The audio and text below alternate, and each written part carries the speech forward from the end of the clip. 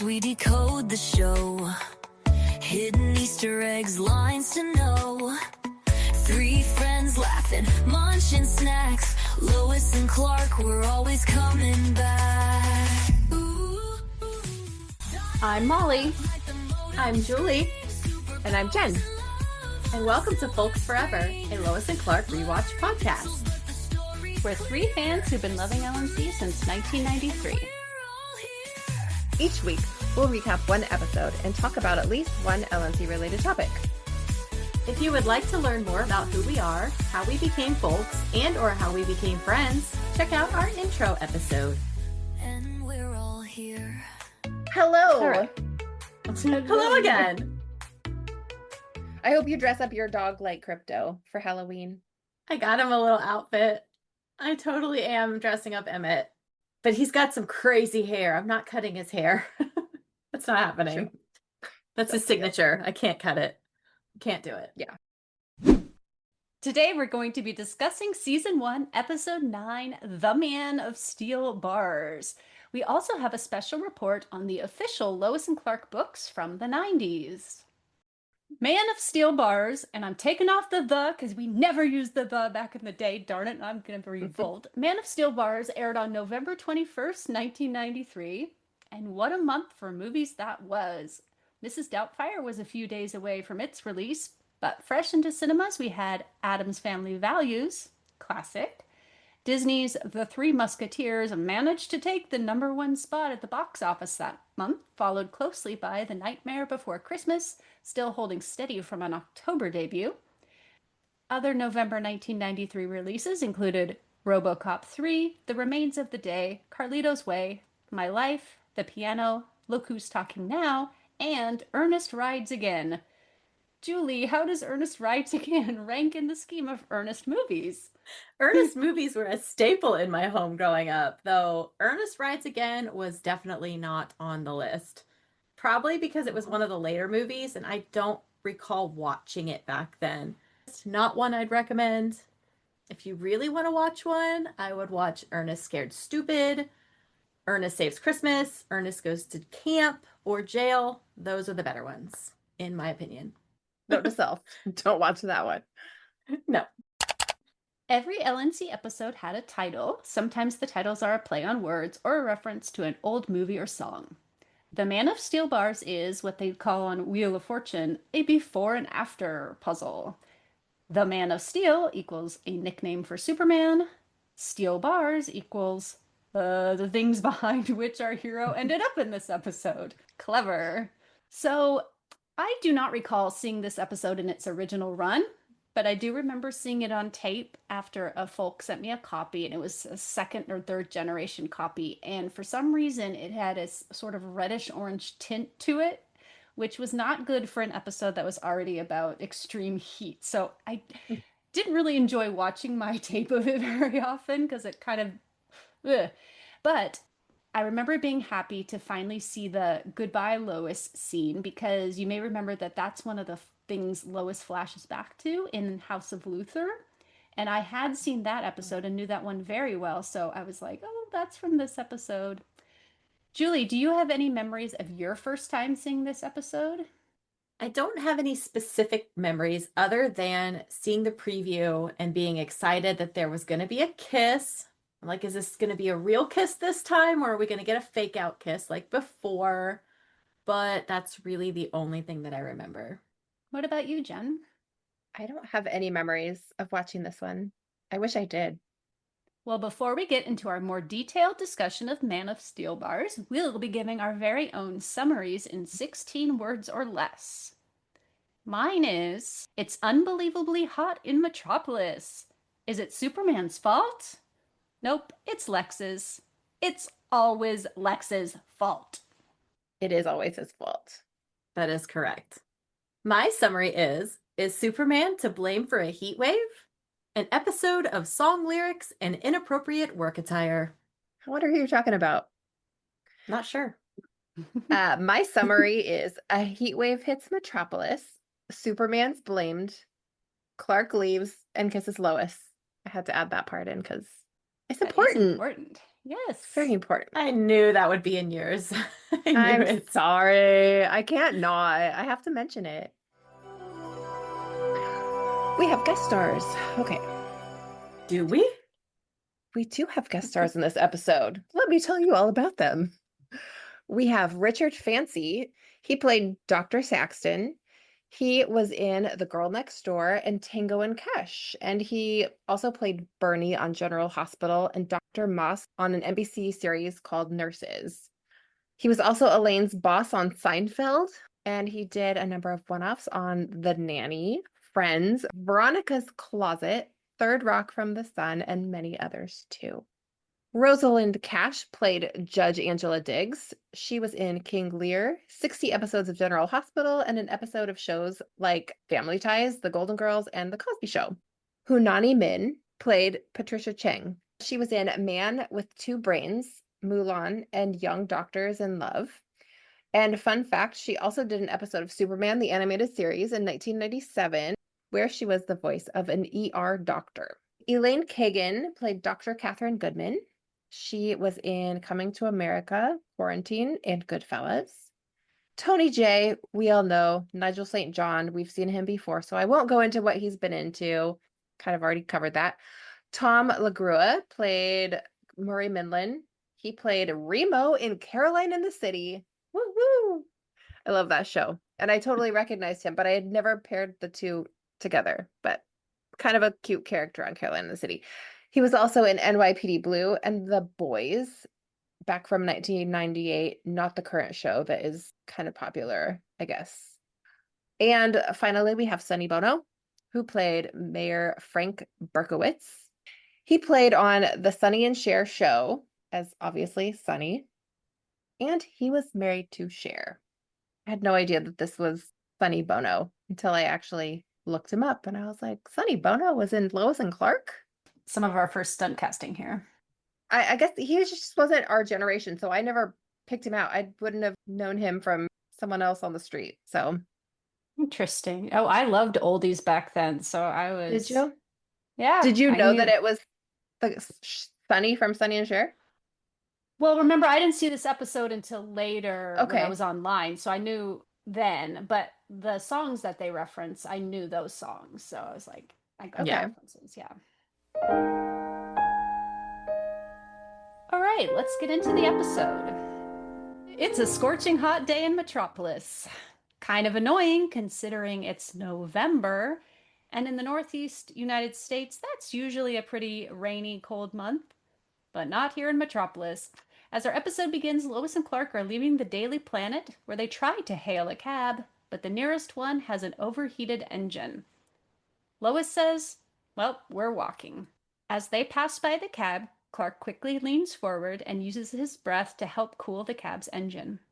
Lois, meanwhile, is buying snow cones for herself and Clark. And I get the feeling this is not the first time they've done this, because we see that she's bought a red snow cone and a purple one. And there's no dialogue about who gets which, but Clark just grabs the purple one. Lois takes the red one. Lois says cheers, and they tap them together, and it's super cute. In the script, there were supposed to be some kids frying an egg on the sidewalk. And Oh. it was supposed to be December, close to Christmas. So there was Christmas music playing and like a sweaty Santa Oh. ringing a bell. That explains why they keep saying it's winter. I'm like, no, November's Yeah. not winter, but It's not winter. Yeah. Yeah. that's okay. It's close enough. Yeah. Across the street, some kids are trying to open a fire hydrant. Lois feels sorry for them. So as they walk by, Clark distracts the kids by saying, look, an elephant, and then opens the hydrant at super speed. Water rushes out, and the kids are thrilled. I always thought that was really risky for him to do that Yeah. in front of Yeah, right. everybody. Also, if Clark fixed the cab, why are they still walking?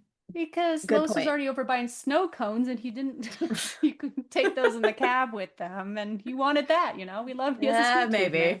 I would like to quickly give a nod to Lois's dress. So she's wearing a brown button-down dress. It's really cute. It has really distinct 90s vintage vibe. It's like tailored and fitted, and it's got like cap sleeves and a little ruffle, and there's like a piping that outlined the whole thing. I thought it was really cute, and it was good for this episode because it did look breathable. It looked flowy.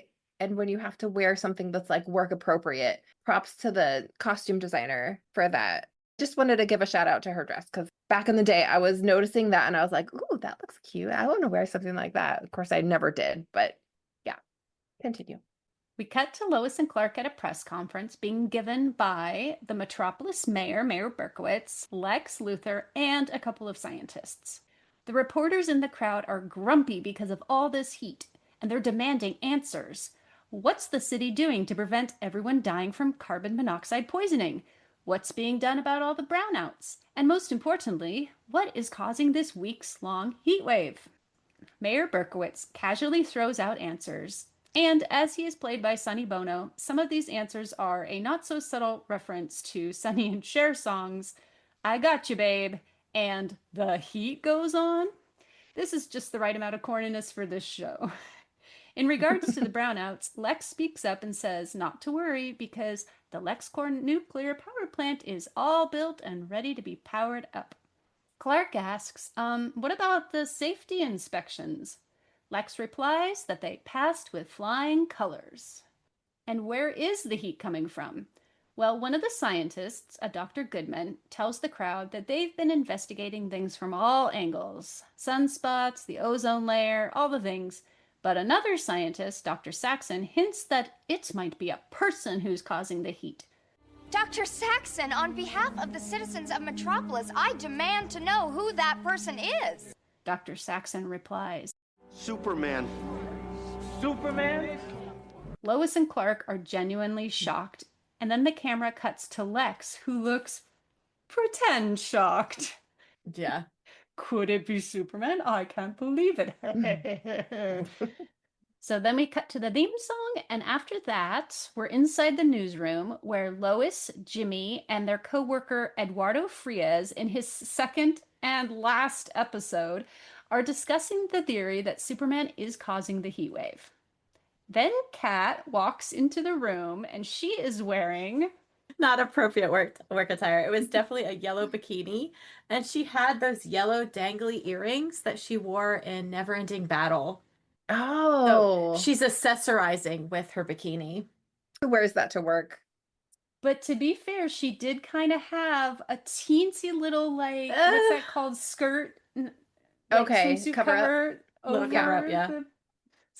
That does not count. I am sorry. Trying to be modest. No. You need to go to the office and get written up or something. But Perry was wearing shorts. Yes. Now, that does not get as big a reaction from Jimmy, who stares at Kat, does the awooga eyes, and has to get a chill Jimmy from Lois. And Clark, meanwhile, is wearing a full suit. Throughout this couldn't entire pretend it. episode. Yeah. Exactly. Yeah, Well- if you want to be believable, put on some shorts. Yeah, read the room. Try and Yeah. fit in, Clark. Take the jacket off at least. Take Come the on. jacket Don't have off, to wear the unbutton the muscle top tee or button. anything. Well, they could have gave us some fan service here too. Come on. Uh-huh. I know. Come on. Although, can you imagine if you worked with 90s Teen Kane and he was walking around the office wearing shorts and like just even a t-shirt? There would be nothing getting done because everyone would be like, talk about awooga eyes. There we are right there. I would say, but then he couldn't hide his Superman costume underneath his clothes. But then again, Yeah, those true. physics rules don't apply to him anyway. Look forward to Fly Hard. He changes into it after wearing t-shirt. So True. Okay. That's a good point. we'll get there. Well, he could have brought his duffel bag. There's At ways. least in that episode. Just don't change in the bathroom anymore. I wonder if they fixed that door that has the The hole in bathroom it. is so broken. So as Jen mentioned, Perry does come in wearing shorts. Hey. What's the matter? Never see a pair of legs before? Come on, it's in the beach day. Let's keep at it. What do we got? Lois does not believe that Superman is the reason for the heat wave. She is staunchly supporting Superman. But Clark, who's walking over right about then, has doubts. Maybe Superman is causing the heat wave. Who knows how his powers really work? A phone call comes in, Perry answers, and there's been a warehouse explosion. Clark volunteers to go cover it, while Lois stays to write the story where they're going to publish all the theories for what's causing the heat wave, including the Superman one. She doesn't want to publish that one, but Perry insists. He even suggests a headline. Super feet equals superheat. Julie, do you have something to tell us? That's right above my head on the wall. I have that newspaper. Yay! I know. I've seen it with my eyes. Meanwhile, someone else has seen it, and Lex Luthor, who is sitting in an ice bath, has gotten the most recent edition of the Daily Planet. Oh, wait, I should back up here. Sorry. First, Yes. Superman goes to the warehouse and rescues workers who are trapped in a basement or something. They've got live wires all around them. They're hot. They're all coughing on fumes. Superman lifts up the wires so they can all escape. And this shot is iconic because they use this one in the theme song going forward, season 2. Don't they use it in every single opening scene? Possibly. I Maybe. don't know. Have to double check. I feel like it doesn't go away. Yeah, But I this could one be and wrong. a scene from later in this episode too. So Lois's article has made the afternoon edition, and Lex has a copy of the paper. He's reading it as he sits in an ice bath. He gets out, and Nigel's there, and he shows Lex a report showing that the nuclear power plant has been approved for full operation. Lex smiles and says, Politicians can be so reasonable in a crisis. Nigel asks if Lex will indeed pull the switch for full power. But Lex says, no, any good chef will tell you that all stews must simmer. So sorry, elderly people without air conditioning who are dying in the heat wave, Lex doesn't want y'all to have stable power. Though, as we learn later, probably for the best that he holds off. Anyway, we learn here that Lex can adjust the city's temperature. We don't see exactly how he does it, but Lex says he's going to raise the temperature because of Superman's latest rescue. Next, we're outside the courthouse, where the Metropolis city attorney is telling reporters that she's ordering an injunction for Superman to cease and desist using his powers. She's also going to serve him with a subpoena to appear in court. Someone asks, well, what if Superman doesn't comply? And we hear someone in the background go, what are you going to do, nuke him? Which I thought was a funny choice of words considering what happens later in the episode. Lois tells Jimmy she wants him to research Metropolis temperature changes by location, looking for hotspots to see how and if they correspond with Superman's rescues. Lois also here notices something about Clark. For the first time in weeks, he's actually sweating. That's because he's like, oh crap, I'm getting a subpoena. I guess I saw it, but I never connected that he sweats when he gets stressed. Because we've covered this in a previous episode, and you say, oh, it comes up later, and I was like, it does? This is when it comes up. I do not remember it happening. I didn't think he sweat. So, 30 years later, however many years it's been, it's brand new information. I can't think of if it's brought up again on the show or... I think this so it's might not be something it. that's... Yeah. Yeah, it's not like a recurring thing, but it's these 2 times definitely. Yeah, the first one was Strange Visitor when he was sweating in the chair. A day or 2 later, Superman is in a courtroom. The judge, Angela Diggs, speaks to Superman, saying it's unfortunate that he's there and that she's a big fan of his. She agrees to grant the injunction and makes Superman promise no more powers until further notice, until the scientists figure all this out to see if he's really causing the heat wave. Okay? Superman agrees. She addresses him by Mr. Superman, and then he corrects her, oh no, it's just Superman. And so she's like, is that your name? And how does that fly? Legally, how do you get away with using a name that people have just given you? You don't have a birth name. You don't ask more questions. I mean, look, I get it. It doesn't. I get it. You got it. But you have to ask the questions. It bugged me even when I was little. It didn't really bug me. I just thought it was like, she was like, we have more important things to talk about than your name. So here we go. Yeah, let's get through it. Yeah. But then, just as we're leaving the courtroom, there's a kerfuffle, and a criminal being escorted by a police officer manages to grab the cop's gun and starts waving it around. Nobody moves, nobody gets hurt. Me and my pal here, we're gonna walk right on out, nice and easy. Nearby, there's a group of school children, and of course, you also have Lois, Perry, and a whole bunch of other people who are just leaving the courtroom. Oh no! Even though he's just promised to stop using his powers, Superman uses his heat vision on the gun, and the bad guy drops it. Then Superman walks over and grabs the guy by the jaw, lifts him up off the ground, and hands him to the cops. Everyone cheers. Well, except the judge and the city attorney. Superman, you blew it. You violated the injunction. You broke the law. Off to jail with you. Why are there a bunch of kids there? Is there a school field trip going on? Well, that's about what I'm about to bring up because, okay, I saw one kid with a backpack and one of the girls was holding a purple lunchbox, and I had that exact lunchbox in 1993. No way. It was like plastic with little diagonal ridges, and it had a black shoulder strap. And I was like, I Ooh, recognize that fancy. box. Wow. So Did you save it? I don't think, you know what? I always say I don't think we have it anymore, but every time I say that, then we randomly find it in my mom's garage. So Nice. who knows? May Well, if show you find up. it, if you Yeah. find it, Julie wants it. Yeah, I'll take it. I'll take it. That was a throwback. Also, why did he use heat vision? Of all of the superpowers that he has, Well, why did he do that and then lift the guy up? Once the guy's disarmed, you need to do that. Yeah. Yeah, that's true. I don't know. Was that the right thing to do? He could have run I just- over. Yeah. There were so many things he could have done. Yeah. Just No, walked heat over. vision. Taking the gun. I mean, he doesn't even have to use force. accepted the heat vision thing because he does use that as a tactic throughout the series. I mean, at least 2 or 3 other times he does make people drop their guns when he heats them up. I think this is the first Yeah. time. Or like freeze breath. He's done that. Anything but heat would have probably been a better decision. Oh, I see what you're saying. Why the heat vision? Because it's already Heat. hot out. So, okay, I'm really slow tonight. Yeah. I say anything but heat is what I'm saying. Like use your freeze breath or super speed or I thought you anything just but meant because maybe heat. that like uses up more power or something like that. But no, it doesn't. All his powers probably use the same amount of whatever. Okay. There's going to be quite a few times in this episode where Clark makes some questionable decisions. This is one of them. That's one for sure. All right. In the next scene, we see Superman being marched down a hallway at the police station. With firefighters. Oh, some firefighters. Yeah, there was all random assortment of dudes. Inside the police station, one of the officers orders Superman to spread 'em, and then he adds, if it's okay with you.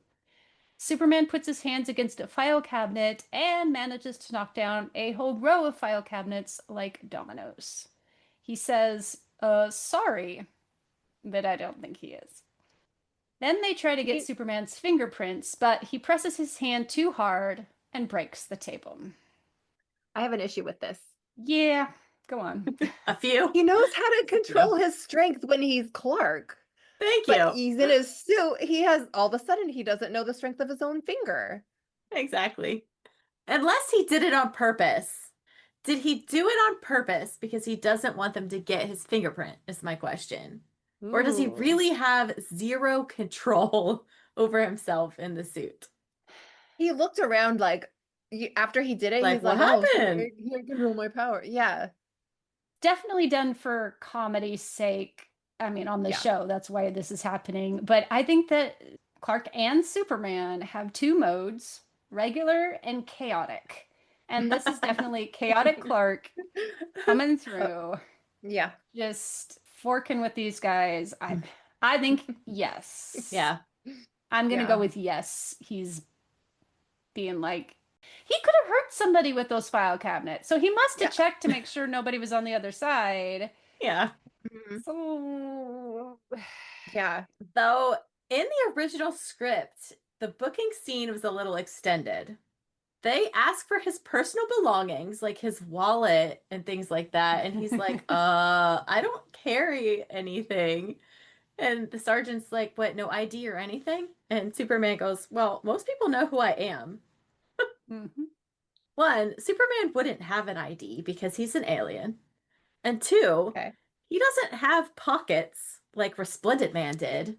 Where would he Yeah. even keep one? Not yet. I think he gets them by season 4, though. He must, because he put that ring somewhere in that one episode. Yes. Yeah. I don't know. I don't know wanna where. know. I don't wanna think know. I want to know. Yeah, I do where, think he has pockets but- in season 4. But also the officers debate like who's going to actually give him the strip search, which I thought was pretty funny. What? That is not necessary when the man has spandex. I can see them lifting up the cape, but Exactly. You can see everything. Well, except for one spot.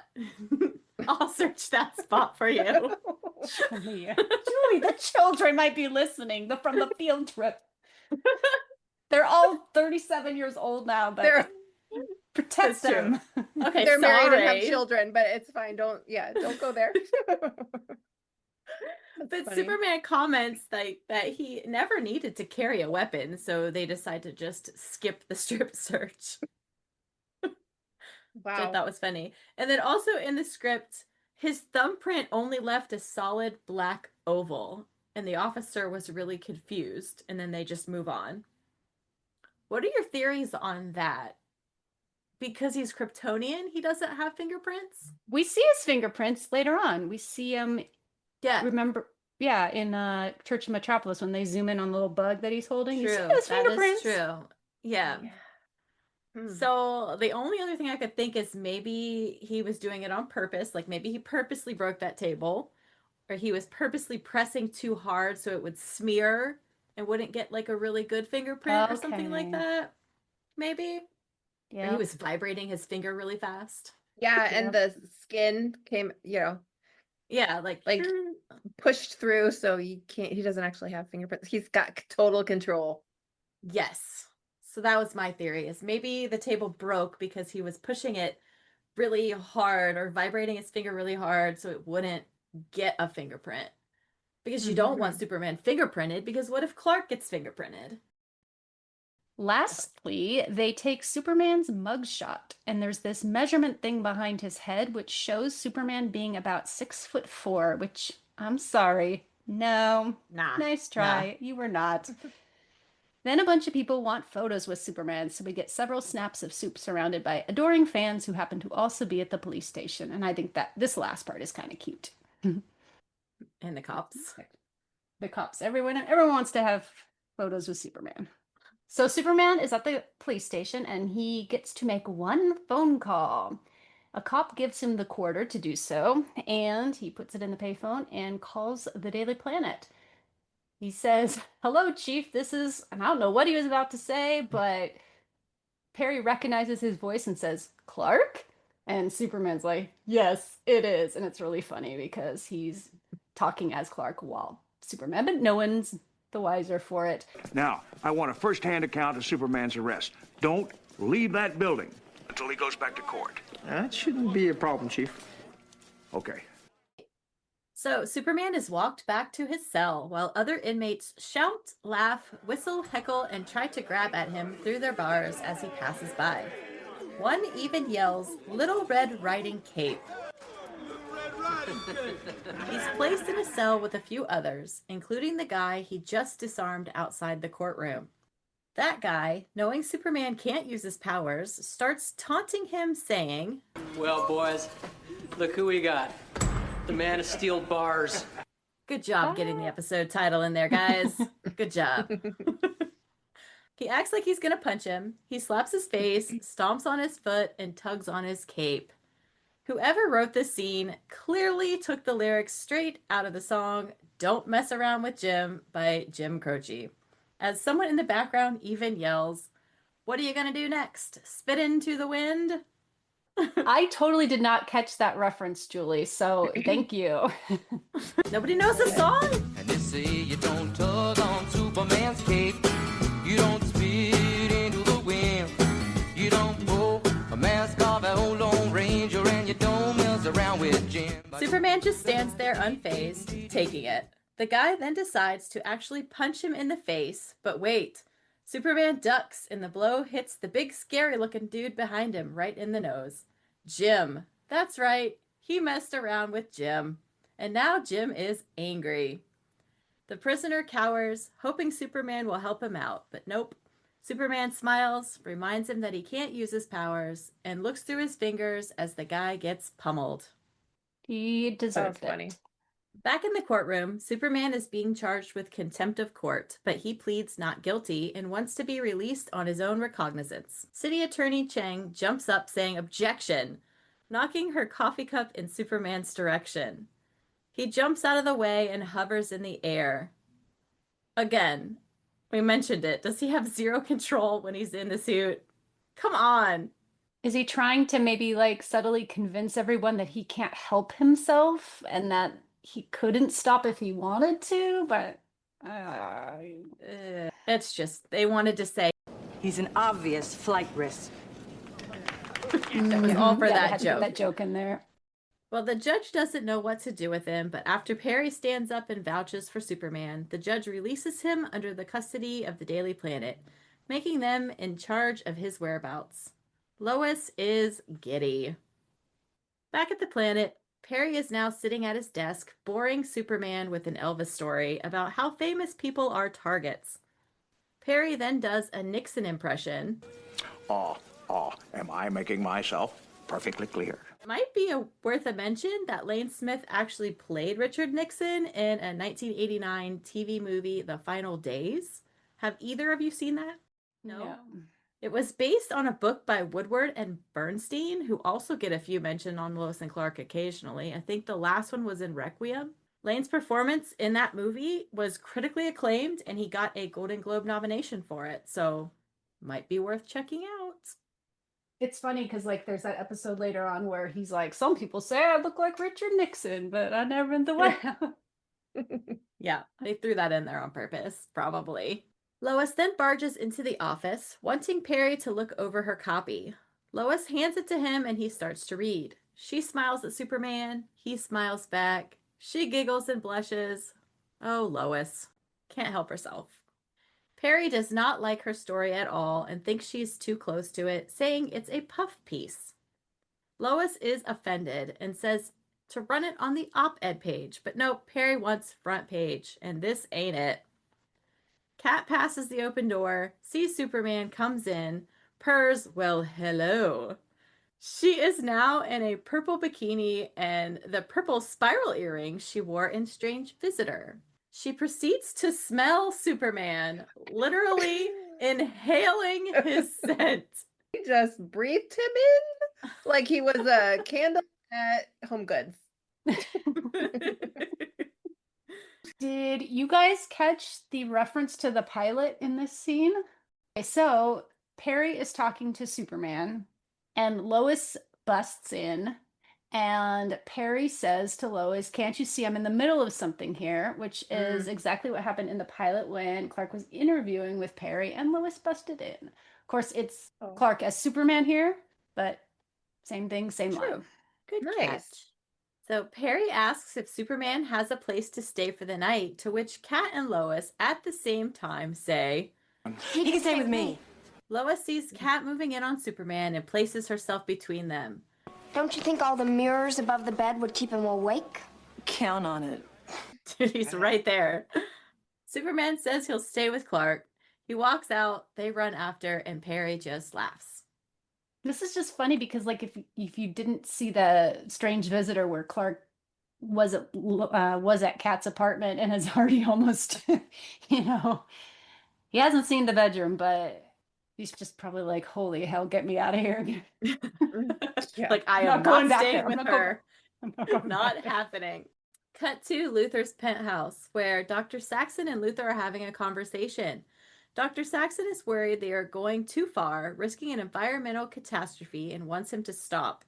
Luthor doesn't care and thinks he's overreacting.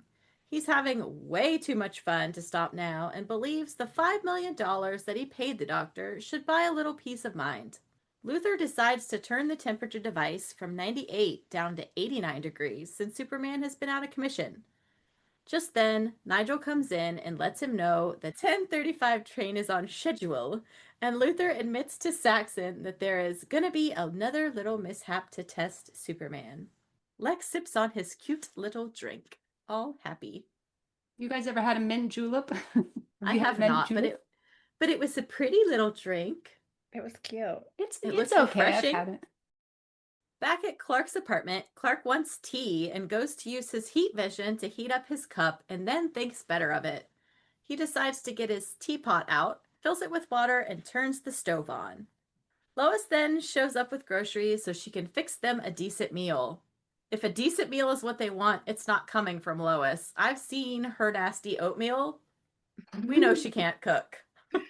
I hope everything is pre-made. She pushes her way in, annoyed that Clark doesn't seem gracious about it at all. I mean, she's only trying to do something nice, and the man needs company and to know that somebody cares, right? Clark mentions that Superman is in the shower, and Lois is hilariously adorable here. She is mega blushing and basically asks if Clark saw him naked. Like, the suit actually comes off? I didn't look. Of course not. No, I wouldn't either. Mm-mm. When she mentions that she doesn't hear any water, Clark says that he's probably just gotten out. Lois decides to go back and see if he likes pasta salad. Girl, he's probably still naked. That's the point. Clark... That's the Exactly. whole point. Doesn't Go, Lois, know. go. Just gonna go see if he likes pasta salad. He's just gonna be back there naked in a towel. I'm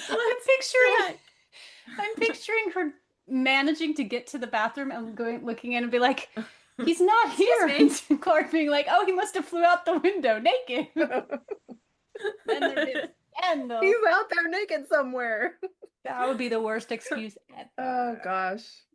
Or he would have to run back there and get naked. Oh yeah. Oh no. Ooh. He's not supposed to use his Where did Clark powers, go? however. That's true, but you have to do what you gotta do. All right. In a panic, Clark grabs Lois and stops her, saying to give him some privacy and he'll go ask. Lois sighs, turns back to her grocery bags, and begins unloading them. Clark disappears and returns as Superman with a towel around his neck. But oops, he forgot about his hair, so he grabs the teapot, dumps some water in his hands, and runs his fingers through his hair to slick it back. This is so cute. Oh, I can't. I would rewind and watch just that part over and over again because it's like he almost gives it away.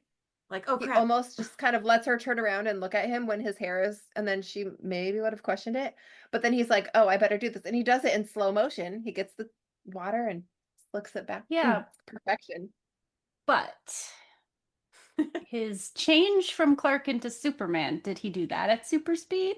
Because he's not supposed to be using his powers. Just He must have, because that was pretty fast. Ooh.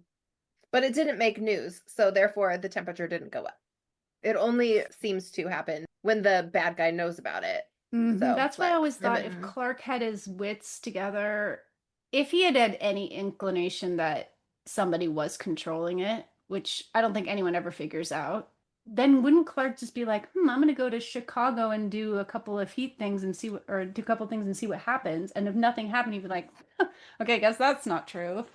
Yeah. But yeah, he doesn't ever test it for himself, really. Oh, well. No. It's fine. We only have 46 minutes. Right, Superman says, you don't need to make dinner, but Lois wants to, saying, you do eat, don't you? He replies, I don't have to, but I like to. I know we brought this up during the pilot episode, and this is the scene that I was recalling, that he says he doesn't have to eat. Do you think he really doesn't have to, or that's an over-exaggeration? Like maybe he doesn't have to eat very often or very much, but never? He spends an know. awful lot of money on food. Yeah, he does. And there's always a donut in his hand when he's at the planet. All right. She mentions that she knows how to make 4 things, and this is the only one without chocolate. I wonder what she's making them for dinner because we never actually see it. We just see pasta salad, bread, cookies, and candles. She brought like romantic pillar candles. What? I didn't notice that. That's funny. She thinks both Clark and Superman are there. So how is this Yeah. going to be romantic? Romantic candles. Or she's going to Clark figure out was a way to just get gonna rid go of watch Clark. football in the other room. She's- Yeah. Yeah. It's funny, later on, Batman, when fake Superman asks her out and she has him over for dinner, she does the candles too. Lois smiles, so enamored of him that she begins to put the groceries back into the bag. He grabs her wrist to stop her and says, "We'll never eat that way." And they give each other looks. Just then, we hear on the radio announcement that there is a runaway express train and over 300 people are at risk. Obviously, Superman is going to go save them. Lois reminds him that he can't, but understands his dilemma and then says, "Clark and I will meet you there." As she turns to call for Clark, he blows a short puff of air, causing the door to slam shut. Would they leave the door open this whole time? Lois is just in La La Land, man. Yeah. I don't want that electric bill. Yeah. If he has AC.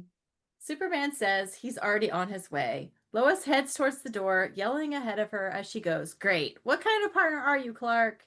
You call this loyalty?" Superman goes out to the balcony and flies away. And I sure hope he turned off his stove. I don't think he ever turned it on. I watched Maybe it kind not. of closely. He was all looking at like, how does this thing even work? Yeah. Cut to Luthor playing with a train set. Puffing on his cigar, he places a little Superman figure in front of the train and says, Superman to the rescue. and stops the train just in time. It's gonna be a hot time in the old town tonight. More song lyrics. And then blows the smoke all over Superman. I'm sure this was a much simpler and cheaper way of acting out the scene because in the script it was the actual scene of Superman stopping the train. I could see Lex making a little arts and crafts Superman just so he could fly it around. Making him ugly. Yep. Yeah, making him ugly. That Yes. tracks. Back at the Daily Planet, Lois is fanning herself at her desk listening to the radio. Jimmy comes over and says that he's compared the heat maps and dates and that the really hot spots aren't anywhere near the superactivity. Lois says to contact Dr. Goodman, the physicist from the press conference, to get her opinion, since she also didn't believe it was Superman causing the heat and maybe she could just look at the maps. Where was Dr. Klein? We just don't have him yet. Does he like? He hasn't gotten the job yet, maybe. Okay. I mean, Dr. Goodman was fine, but I wanted Dr. Klein. Dr. Klein was the best. In the original script, Jimmy hadn't quite figured it out yet. He comes rushing in with the maps and dumps them on Lois's desk. Some workers are setting up a massive fan. They turn it on and it throws all of the maps and papers around the newsroom. Lois and Jimmy, on their hands and knees, collect everything. Lois picks up 2 transparencies that were stuck together with something. Jimmy apologizes and says that they're stuck together with plum sauce because he got hungry at 3 a.m. Who eats plum sauce, let alone at 3 o'clock in the morning? Gross. Well, Yeah, plum weird. sauce does come back. Remember? If it looks like a duck, tastes good with plum sauce. There you go. I was like, what? Oh, Somebody likes okay. it. Somebody likes wow. plum sauce. It's not me. Oh, it could be good. I've never tried it. Lois notices they show a completely different pattern when you put the 2 together and wonders if nobody even bothered to cross-reference all the maps. She sends him off to start scanning them in. I thought that was interesting how in the script they made it an accidental finding, but in the actual episode they had Jimmy figure it out. They want Jimmy to be Oh. smarter, I guess. I think we need to make a list of foods that we need to try to eat, like plum sauce. Yeah. Add that to the list. And mint The juleps. drink, the mint juleps. Hmm. Yes. Our next little get together, we're gonna have so much fun just eating foods and We need to have a snack thing since that's part of our theme. Snacking. Our theme song, yeah. On the couch. our theme song. We'll We'll be sit on the snacking couch. on the couch. Okay, this calls for a photo shoot where we're snacking on the couch with a remote, With our mint a juleps. julep, and plum sauce, And powdered donuts. a bat.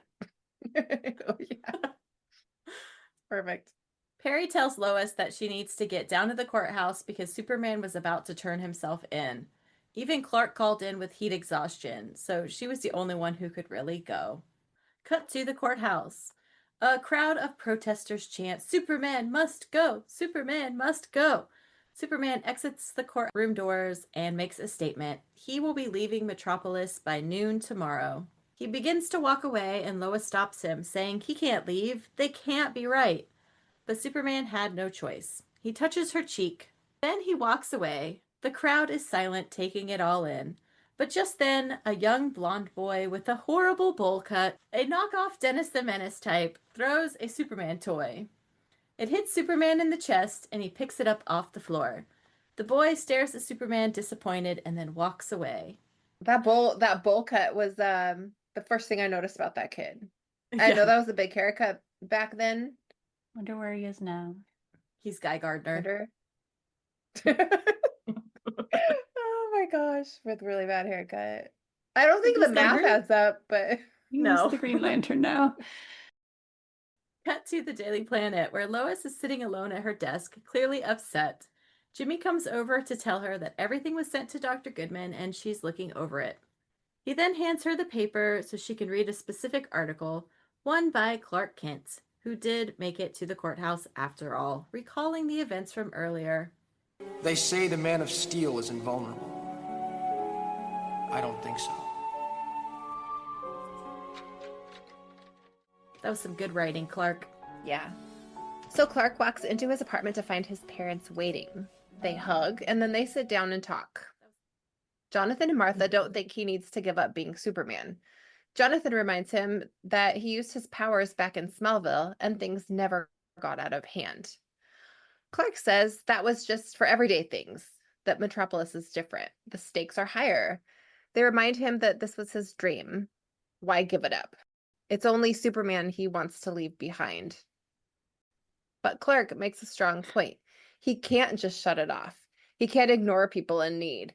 He just tells his parents that he's made up his mind, and his parents assume that that means he's coming home to Smallville. But he can't. Not if there's a risk that he might hurt someone. He needs to go somewhere else. This is such a sad scene. When Martha's like, well, you can come home, and he's like, no. And she's like about to cry. I have Wham written down right there. It gave you the feels. Especially when she's like, well, I know we're not the big city, but geez. Why, for really, they would think that he would come back there, since he presumably he's been traveling around the world for several years. But at the same time, when he definitively says, no, I'm going to get away from all the people I love, then I'm like, rude. Yeah. Like, where are you going to go? Antarctica? And then melt all the ice? Oh, gosh. Somewhere where like people, see, that's why you should go to Smallville, because you don't need to save a lot of people in Smallville. That would be a good place to go. Yeah. Well, this is the part where I think that his AC must really work, because I was saying to Jen last night that when Clark walks in, Jonathan has on a t-shirt and a flannel shirt, and Martha's got on like a bodysuit and a sweater. Right. And that did not seem like something that they would be wearing. But I also wanted to point out, this is Martha and Jonathan's first trip to Metropolis on our show. Am I right? Yes? Is They it? haven't been there before? No, I don't think they have. It might be. I'm going through my head. I think it might be. They're on the phone. Yeah, maybe. Sweet. But they were sweaty. I was wondering that too. I'm like, why are you wearing a flannel and a sweater if you're sweating and you're hot? Take it off. Have we ever seen Jonathan in short sleeves? Would that just break our brains? I don't think so. Maybe it's for the best. I don't think so. I Later don't know. Maybe not. on, I'm like, maybe when later on. he goes to the gym with Clark, when he's doing weights. I am almost what I- positive he's in a gray sweatshirt and sweats. Shoot. Well, listeners, Huh. if you can think of any time in the entire series his arms are revealed, please let us know. Or legs, although I would be shocked. I guess Smallville wasn't hot, right? So they probably had just gotten there. Maybe. That's- That's a good I- point. I was also thinking maybe they got a really cheap flight to Metropolis, because earlier in the episode there was some thing about people are fleeing Metropolis by the thousands. Nobody wants to come to Metropolis. Yeah. That's exactly what happened. All right, so we're at the Daily Planet and it's pretty quiet. Lois is asleep at her desk with papers scattered everywhere. Clark walks in and gently says her name. She stirs. She's groggy. She's trying to gather her thoughts. And as she starts asking for his help, Her eyes land on his empty desk. She pauses and asks what he's doing. He tells her that he's leaving Metropolis. So she blinks, a little confused, thinking it's a joke, but it's not. Leaving as in quitting? He says, I'm going to work at the Smallville Post, managing editor. He says, I guess I'm just not cut out for big city life. Lois pushes back, says that he's being ridiculous. But Clark is calm, and he just wanted to say goodbye. Goodbye? We're partners. You don't need a partner, Lois. You never did. Well, maybe not. But I was starting to like having one. They stop and their eyes meet, and for a moment, the room disappears. I love that she's holding on to that now, like the fact that they're partners. So there's tension, there's spark, it's all right there. It's electric. She breaks the silence and asks if he's giving notice. Clark reaches into his jacket and hands her a letter. It says it's for Perry. What do you have? Oh, is it an envelope? I have the envelope. Ooh. Not the envelope, but not one the, that's just. I was like, where does it say Daily for Planet? Perry? It doesn't say for That's Perry, cool. but it is one of the envelopes. Oh, that's I was like, oh, That's there it awesome. is. Lois stares at him like she's seeing something clearly for the first time. She says she knew it and that it was obvious. Did you really think I hadn't figured out what it was about you and Superman? So she calls him out, says that he idolizes the man, says that this is a mistake. Don't give up on him because he wouldn't give up on us. And to that, he responds, Maybe you don't know him as well as you think you do, Lois. this is an important quote. It comes back later. So she tells him that he should unpack and just get back to work. But Clark doesn't argue. He walks to his desk, picks up the box, turns around, and walks back to her. He gently places his hand on her cheek and kisses her. Then he says goodbye. And then he walks away up the stairs and out of sight. Yep. That's how I kiss my coworkers when I quit. I know. I mean, like, this is not real life. If someone did that in real life, I think it would be weird. Like You Clark think? thinks he's never gonna see her again, and he's just gonna do the thing he's always dreamt of doing, and Mm-hmm. damn the consequences because he doesn't think he's ever gonna see her again, and he's sad. I know. It's such a sweet moment. And I forgot that this happened in this episode. I mean, whenever I think about the heatwave episode, I don't think, oh, there's a kiss in that episode. It always catches me off guard when this happens. I'm like, oh, this is that moment where it happens. But And the other significant thing here, the cheek touch. yeah, As we said, Mhm. he already did it as Superman. This is the only episode that they both do it until you know which episode I'm talking about. I hope. Mhm. The one where it and matters, let's put it that way. Yes. ATAI. I don't do episode titles. Is that the one? And using the acronyms too, go Jen. Yes. Woo! Acronym of the of the week. No. Not this week. All right. Not this one. Yay, me. But yeah, I thought it was sweet when he touches her cheek and then he just kind of stares at her for a minute, like, this is the last time I'm gonna see you. And yep, I'm gonna kiss you. Yeah. I wanted her to have a reaction. It's like he did it and then he just leaves. But I kind of wanted it to hold just for one more minute, or maybe not a whole minute, but give it a beat as just to see what her reaction is. Like, does she not have something to say after that moment that they had? I think I it's just the wanted more. shock. Yeah. She woke up from a nap, learns that her best friend's leaving, and then he kisses her and is like, I would be blown away. Like, is this real Come life?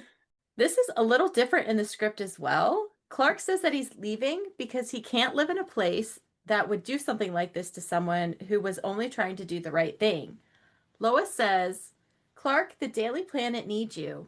I need you. That's when he says she doesn't need a partner, but she responds that now she wants one. Clark takes the sealed envelope out of his pocket that was meant for Perry, but in the original one, it's meant for her. And it's implied that it's a letter for Lois explaining everything. I'm assuming that he's Superman and that's why he had to leave. I love So that. that Why did they changed. change it? He should have had 2 envelopes, one for her Yeah. and one for Perry. Yeah. Oh, how was she gonna not read it? How would they have gotten around that? She wasn't going to read it because she knew he was going to come back. But then would she So- like give it back to him? Like, So at the end, he sees it on her desk and he grabs it and she's like, wait, I didn't even get to read it. What does it say? It's like, you'll never know. Dang it. That would have been You'll never super know. cute. it's always stealing Yeah. her mail, I'll tell you. Gonna rip it up and toss it in the trash too, bet. Very Aw. Tempest Fugitive. Yeah. Give me that. Yeah. Nope, nope, nope. Like, you should have read it, you idiot. Oh, I love that. Dang it. Why did they change it? Come on. Yeah, I thought that was good too. Lois is walking out of Perry's office. Perry admits that Kent was a great reporter, but if anyone can find a way to save Superman, Lois can do it. She responds, yes, sir. It is clear that she is wounded and discouraged. Jimmy then runs up asking if she's okay, and Lois tells him to buzz her if he hears anything from Dr. Goodman. He pats her shoulder and walks off as she looks over at Clark's empty desk. Kat walks into frame in a shiny gold string bikini, interrupting her train of thought. Hi, Lois. Okay, stop it. Stop what? Stop trying to be so nice. All I said was hello. Exactly. No little dig, no rude remark. It's not normal. Everybody around here is treating me like I just lost my best friend or something. Kat says they should talk. After all, she knows more about losing men than Lois might think. Lois falls down into her chair and says, First Superman and now Clark. I don't know who I'll miss more. Just then, Jimmy points to Dr. Goodman walking into the office.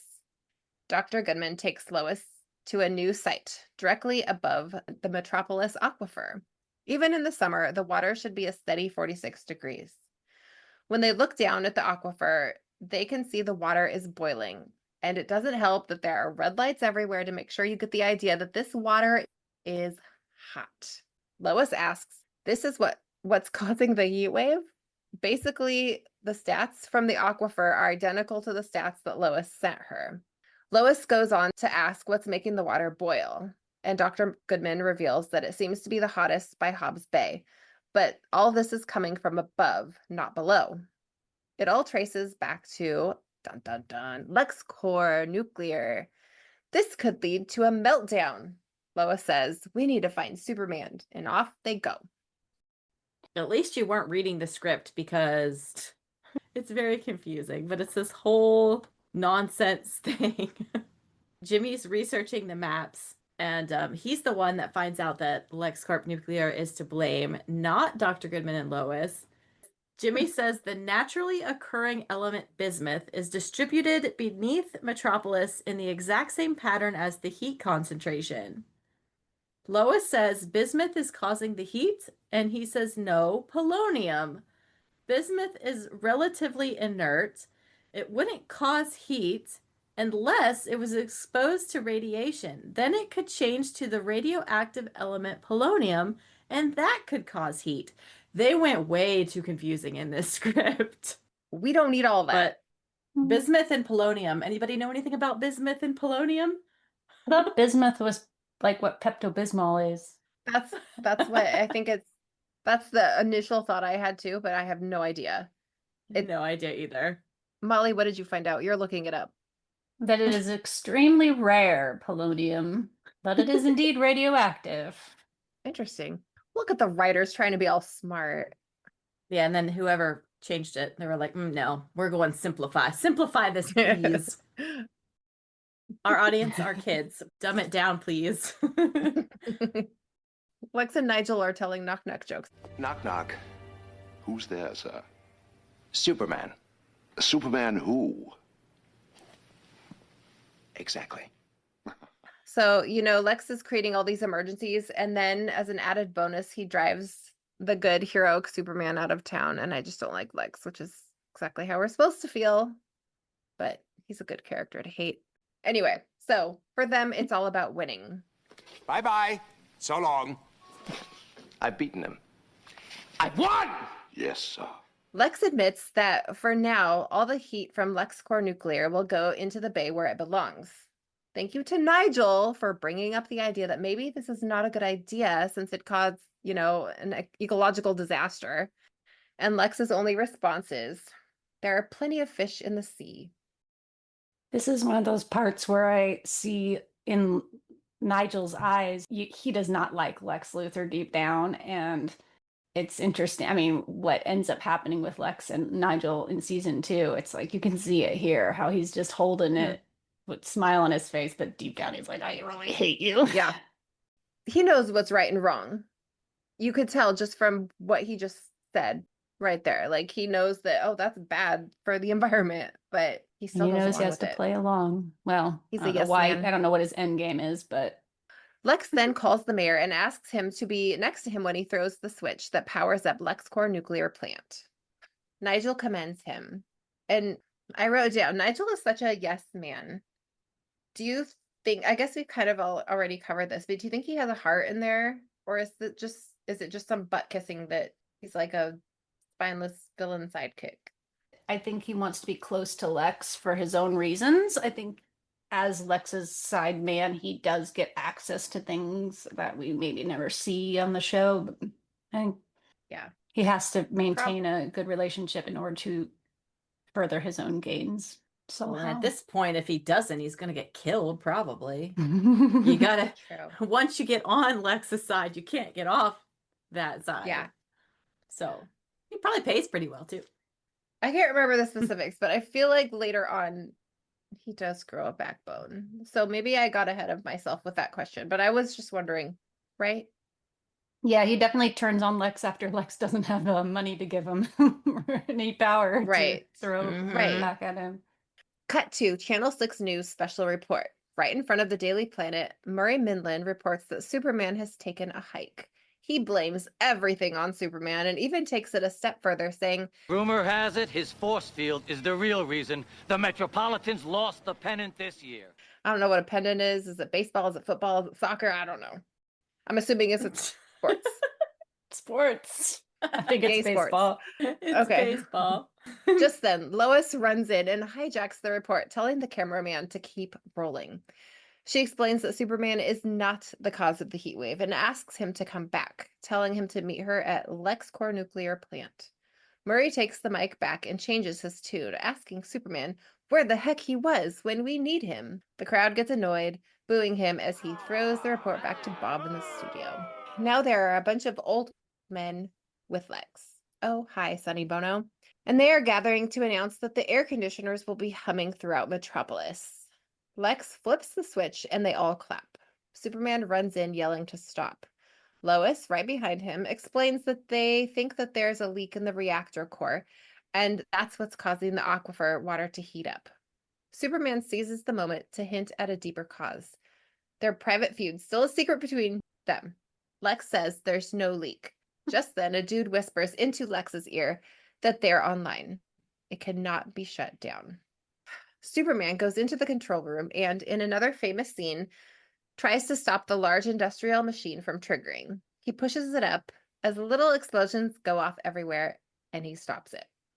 I think this must have been a set piece that cost quite a bit of money. I think this episode on a whole cost a little bit more than usual. Well, maybe they, redirected the funds, but there's so many people in this episode, so many extras, and then this huge thing that they've built. Lots of special effects too, with the wires and the sparks and the snow. And I think anytime there's fire on a set, that requires a whole different level of specialists on the scene.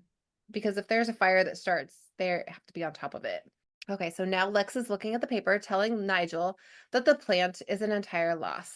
And the city wants him to pay all of the cleanup expenses for a leak he had under control until Superman came into the picture. Well, he's the one who brought Superman into the picture. Thank you very much. Exactly. He also learned that the radioactivity didn't even affect him. Nigel tells Lex that the LexCorp air conditioning division made a 2,000% profit over the last 3 weeks. Lex begins to sing. Look for the silver lining Whene'er a cloud appears in the blue, remember somewhere. So next we see the exterior of the Daily Planet with snow falling, because it's apparently winter. Perry and Lois are looking out the window, and Perry tells Lois that everything's right in the world. Lois looks back at Clark's empty desk. Perry corrects himself. Well, almost everything. Just then, we see Clark walking down the planet stairs with his box of things. And Perry corrects himself again. Everything. Hey, Clark, how many people are going to be happy to see you? That's a bit presumptuous that he brings How so? the box with him. What if he wasn't going to get his job back? But if he has the box, he looks really pathetic and he thinks he might earn some sadness points. Like Perry's like, oh, you got the box and everything. Okay. Mhm. All Yeah. right. So Perry comes over to Clark and tells him that he heard he was doing a little spring cleaning. Clark starts to explain, but Perry tells him to take his stuff and put it back on his desk. That heat made everyone a little crazy. He hands back the unopened letter. So basically, Clark still has his job. Yay! Lois walks over and says that she knew that he'd be back. Clark says, I guess you knew me better than I thought. do we remember before when Clark accused Lois of not knowing Superman as well as she thought? Mm-hmm. First time I realized that this was a callback to the other line was watching it this time. However many, I've watched it 5 bajillion times. I've never paired those together. But little hints to Lois, and she's not picking it up either. So he tells Lois that she saved Superman, and Lois responds that he saved Metropolis, even after the way Metropolis treated him. So the overall message, it's important to not give up. Lois calls Clark out, telling him that there was no job in Smallville after all. But Lois forgives him anyway. They glance at the story on Lois's screen, and Clark tells her that's not how you spell aquifer. Lois whips her head around and tells him, Easy, Kent. You can be replaced. I was already starting to look.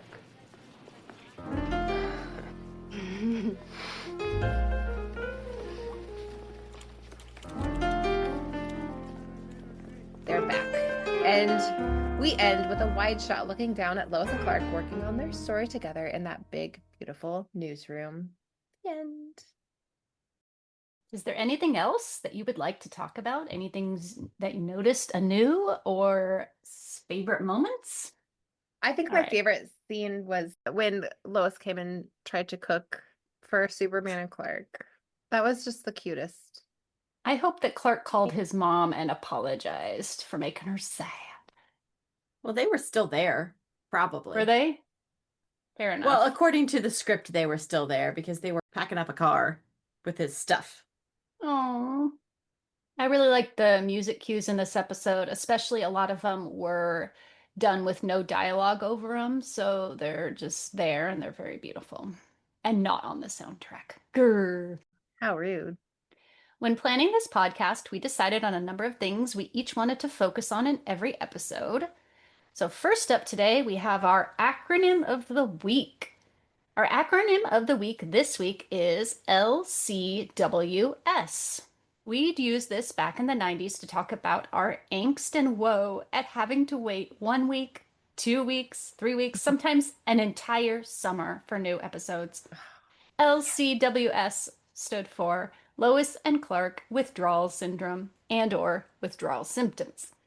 Whenever we got a new episode, we were happy. Whenever a Sunday night passed with no new episode, that was awful. I mean, what were you supposed to do? Rewatch old episodes? Yeah, sure. Yes. Yeah. Read fanfic? Yep. Of course. Yep. Search online for spoilers? Yes, some of us did exactly that. Chat with fellow folks? Yes.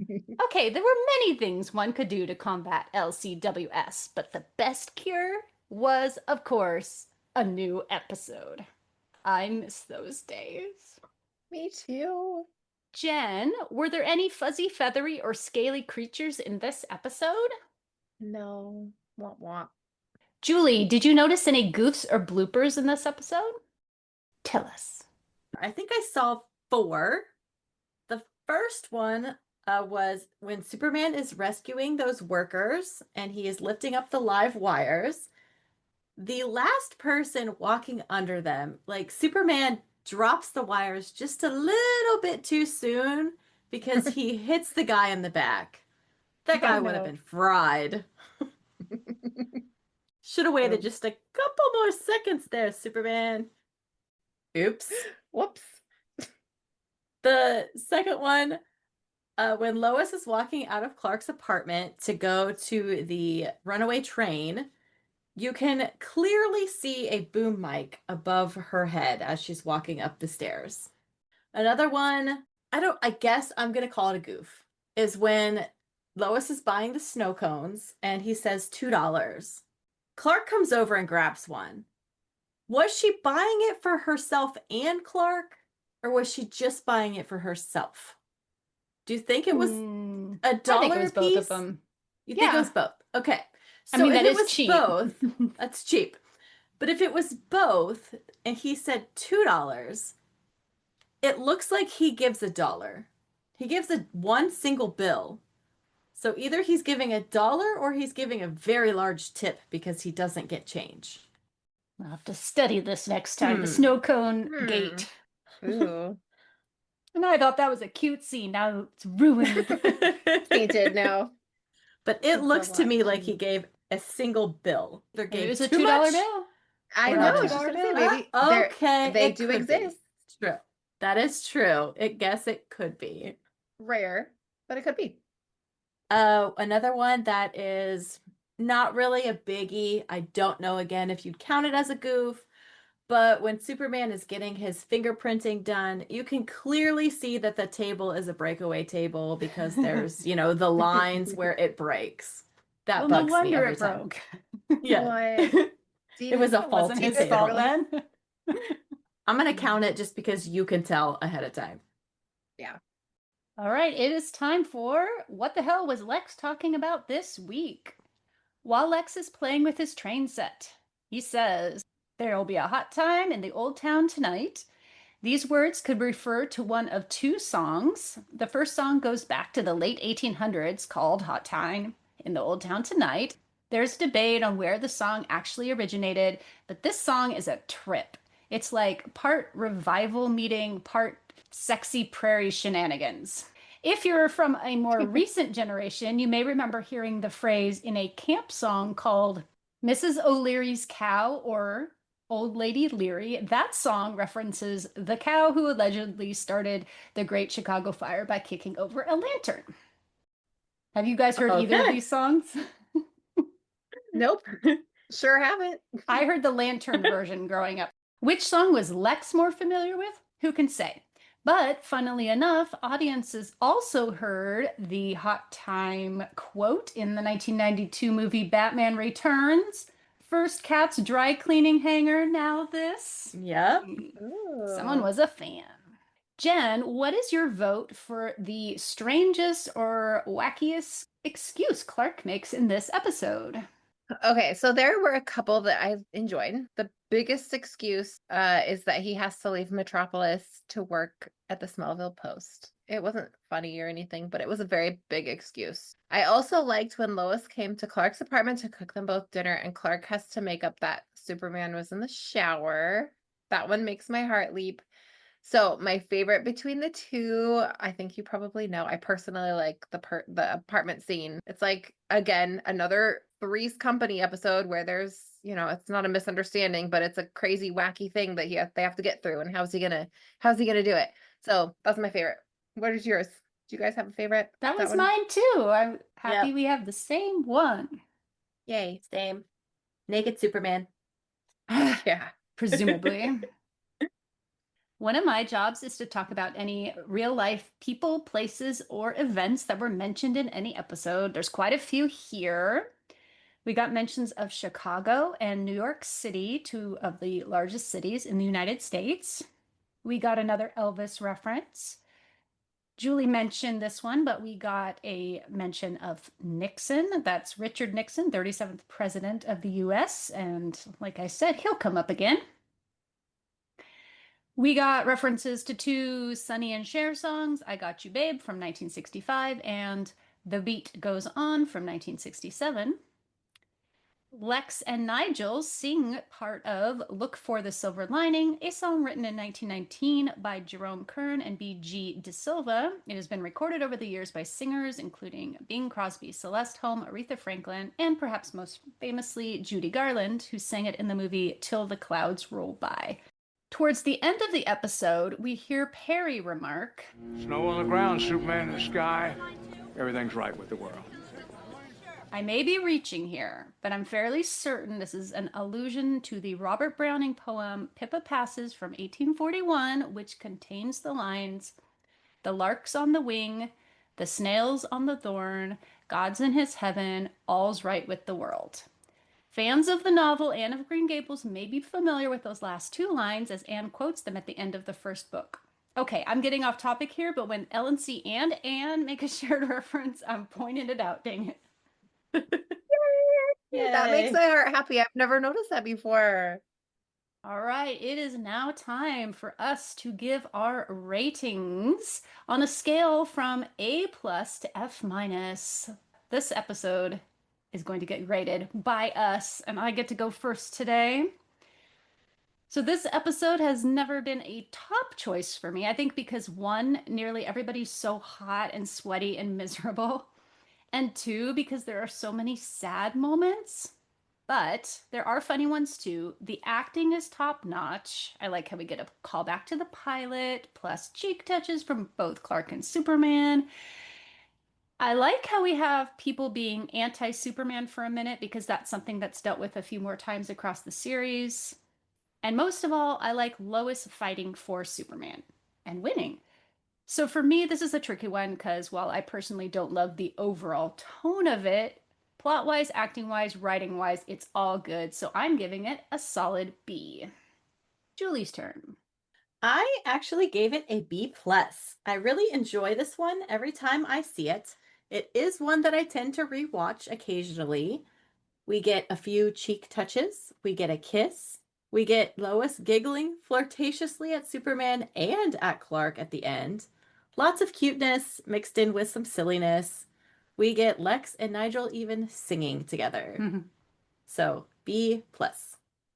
Nice. Well, okay. So, I mean, this episode has a kiss, so that's always a good thing. And there were a few boring scenes, but it was pretty good storytelling nonetheless. Lex was super evil. It's always entertaining. Lois admitted that she liked having a partner. I was waiting. I love hearing that when she finally just is like, okay, I like having a partner. That's a major milestone in the progression of their relationship. So I appreciate that for what it is. The whole scene in Clark's apartment, it's so good. We get a little forward motion. There is something holding me off from giving it an A. I can't quite put my finger on it. It just can't compare to an episode like The Green Glow of Home or any of the other episodes that I really, really love. But I enjoyed this episode. It had all the qualities that I'm looking for, and I gave it an A-. Cool. I almost gave it an A-, but I think it's the press conference and the courtroom scenes that pushed it to the B+. Yeah. It wasn't a room of old men, having meetings about being bad people. It was at least the courtroom scene. He was flying and he's being silly because he's not getting coffee thrown on, or he's getting, I don't know.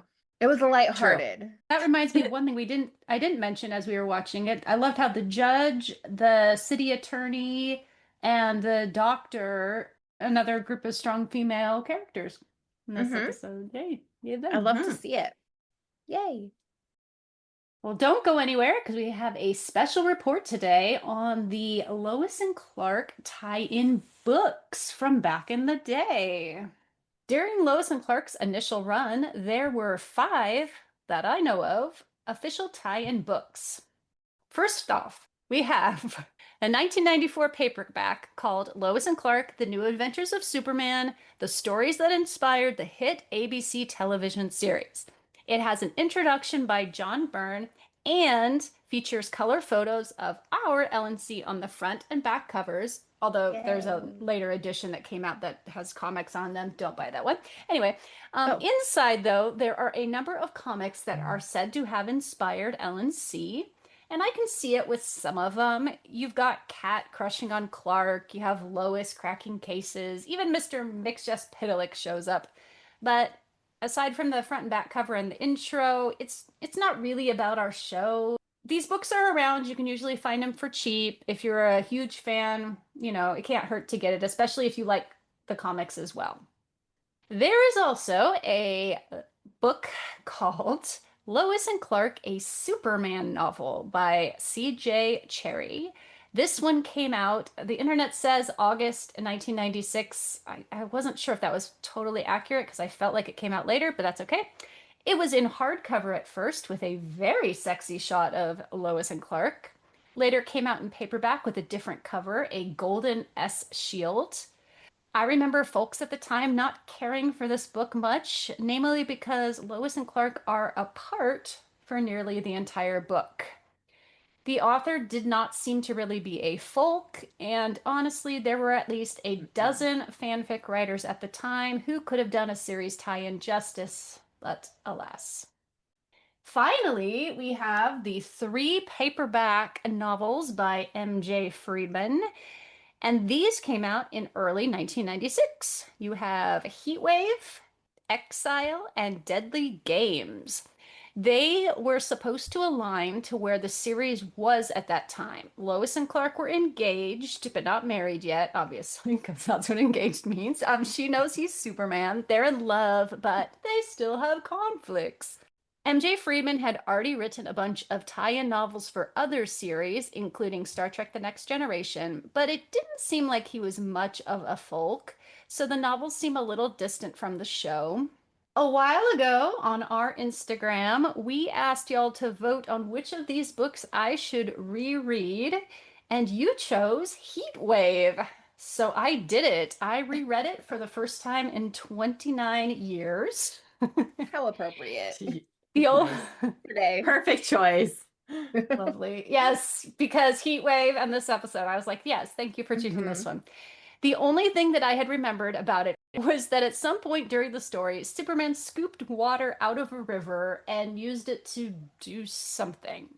Well, I'm happy to report my memory didn't fail me because he did do that actually twice. The story in Heatwave is that there's a movie being shot in Metropolis amidst the worst heat wave since, well, I guess Man of Steel bars.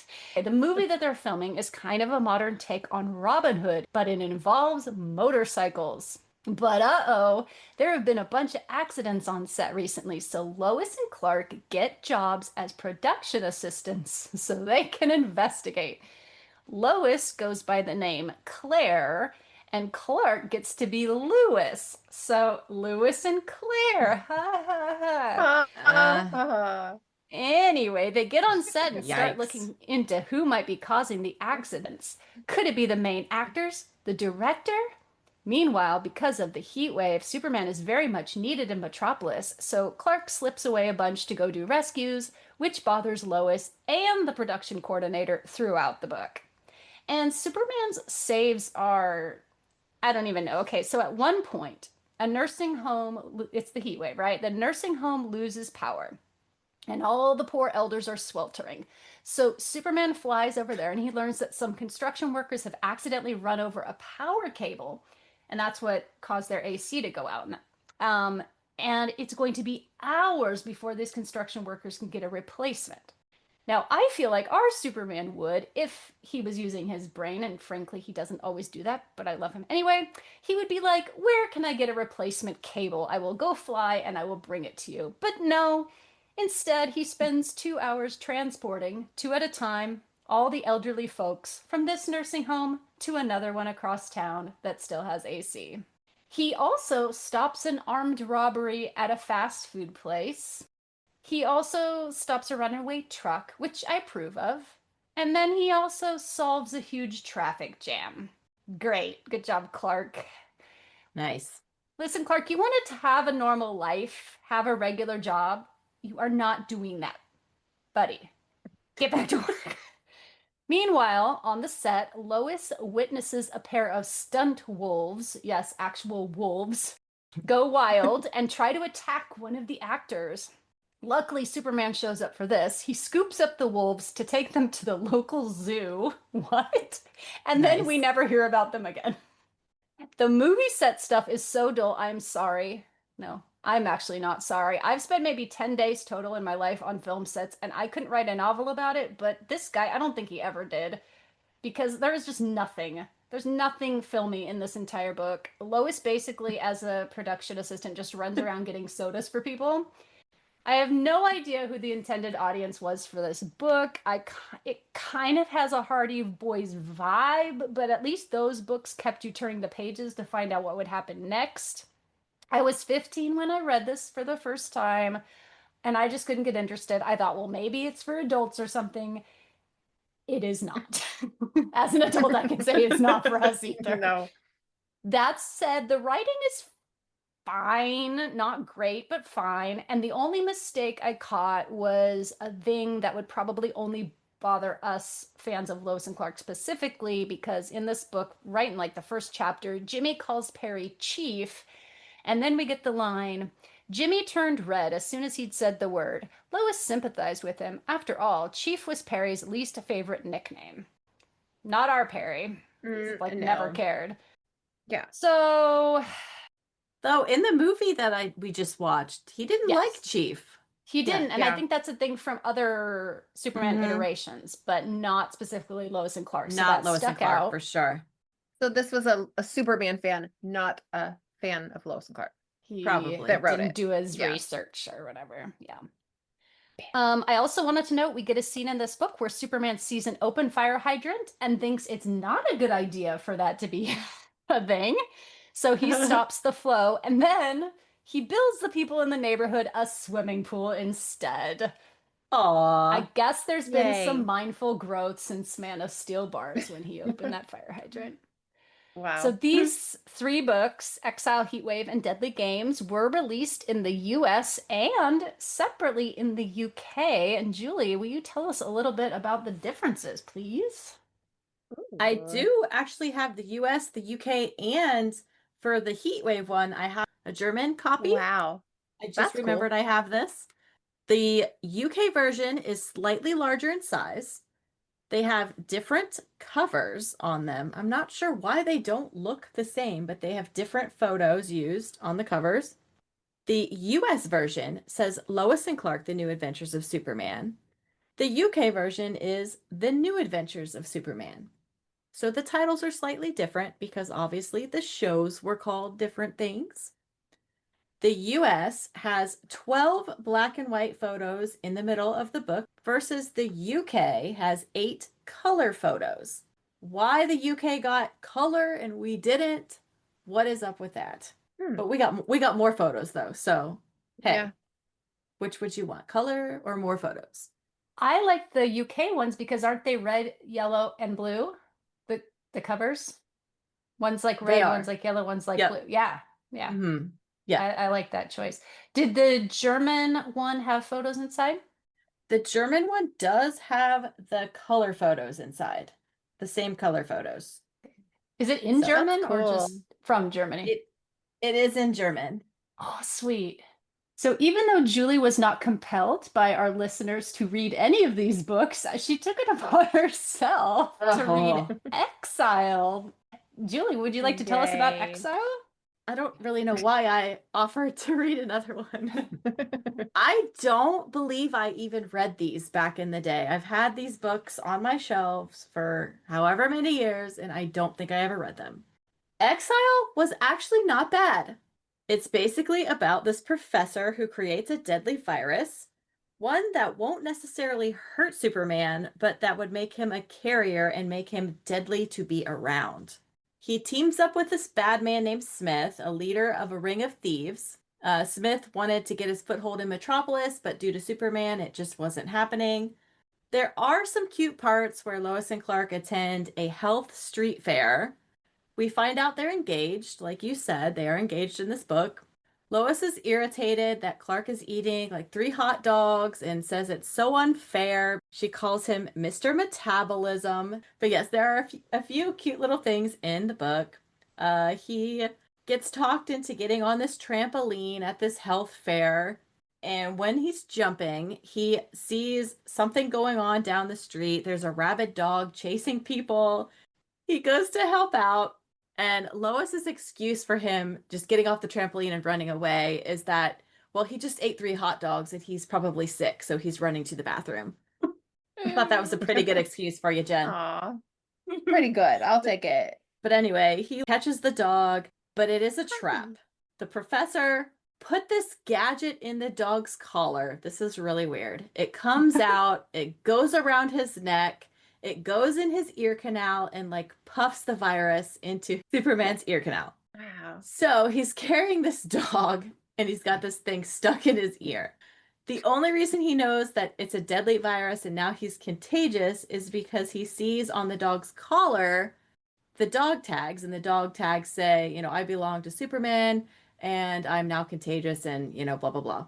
So he's like, oh crap, if this is true, what do I do? He goes to Star Labs.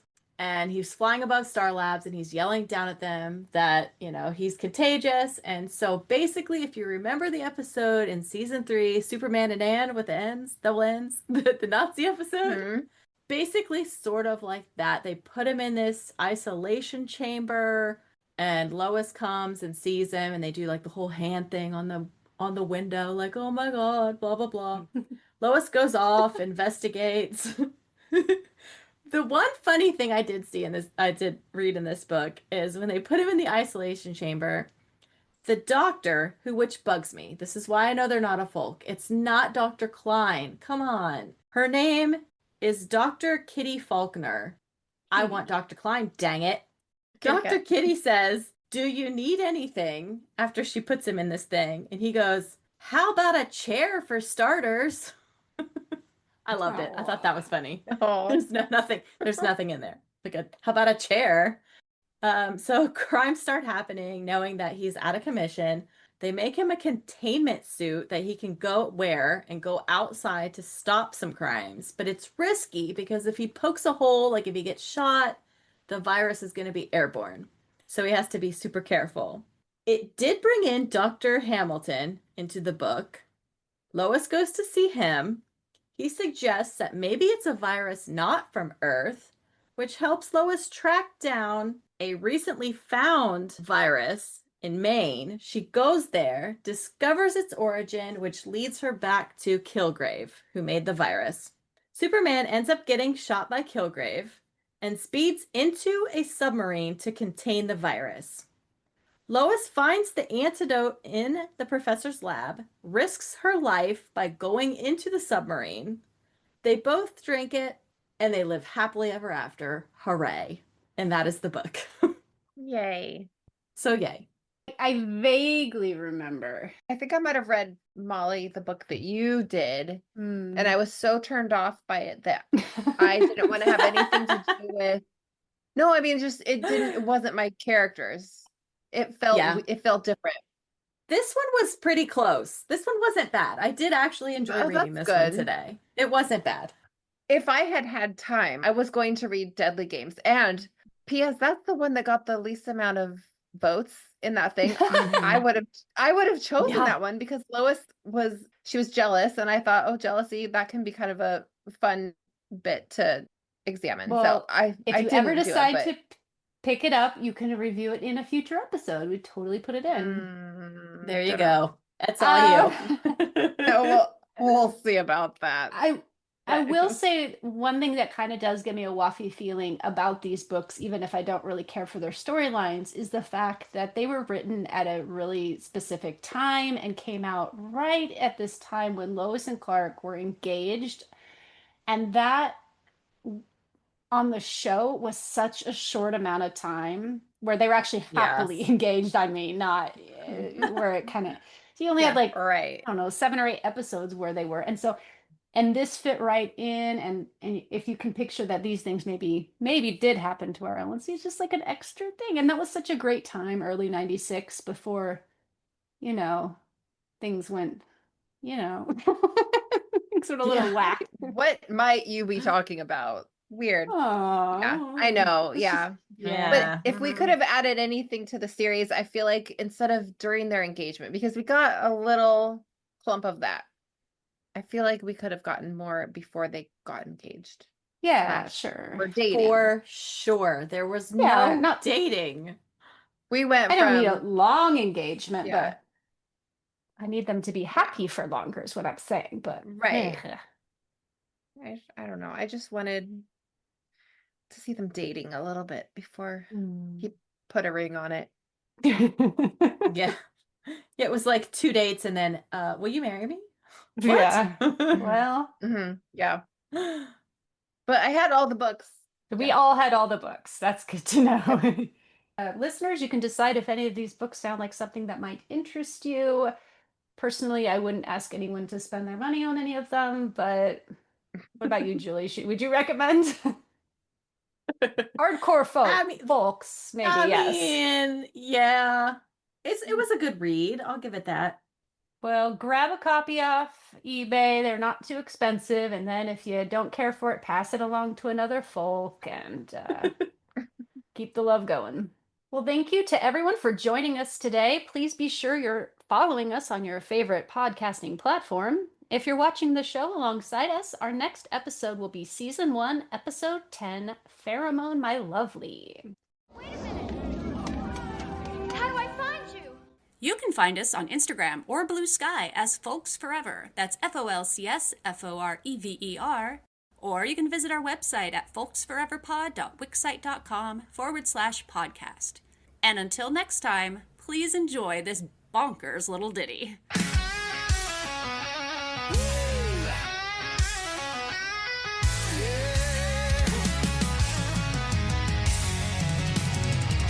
The sun is burning through the concrete haze. They point their fingers in a fiery craze. Superman, they say it's you to blame. The city's melting and you're the name. Man of steel bars locked in the flame. Bound by lies, they tarnish your name. Justice twisting Lex's cruel game. But the truth's a spark they can't contain. The courthouse echoes with the judge's gavel.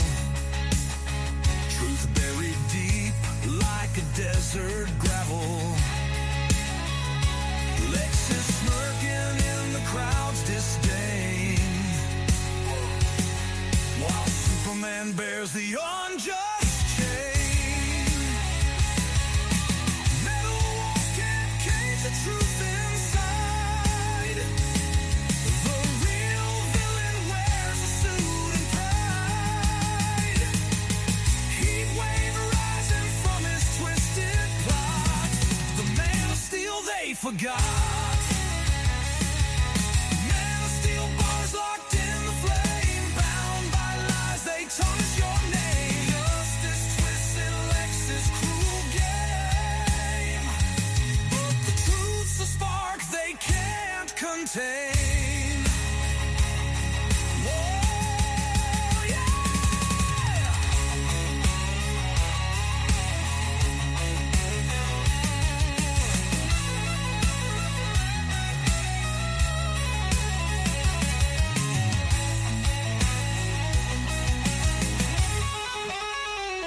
Behind the bars, his eyes still gleam.